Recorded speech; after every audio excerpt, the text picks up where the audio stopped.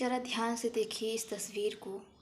जो तस्वीर में दिखाया गया है कि एक झरने के रूप में रक्त की एक तेज़ तीव्र धारा बहती हुई जा रही है।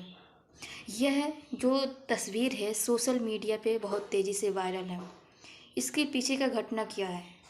दरअसल यह अंटार्कटिका वाले क्षेत्र में स्थित एक टेलर वैली या ग्लेशियर है, जिनमें से एक महत्वपूर्ण झरना है, जिनमें से यह एक खून की रक्त की धारा की तरह झरना बहता है, जिसे ब्लड फॉल या फिर रक्त की झरना का नाम इसे दिया गया है।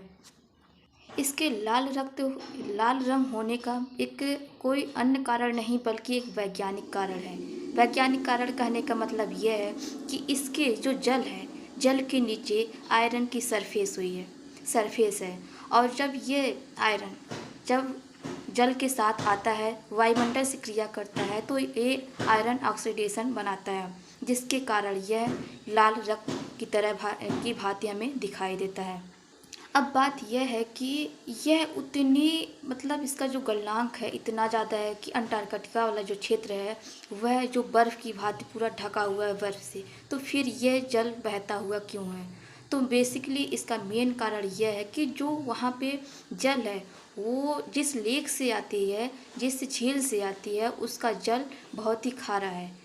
अब मेन विशेषता यह है कि जब खारे जल का हम देखते हैं, खारा जो जल होता है उसका गलनांक जो होता है वह कम हो जाता है, यानी कि जिस टेम्परेचर पे वह जमता है कोई जल, उससे और उसका जो तापमान है कम हो जाता है, जिस तापमान पे वह जम नहीं पाता है।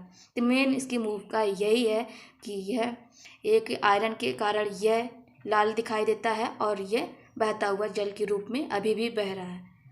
तो इसका मुख्य कारण यही है।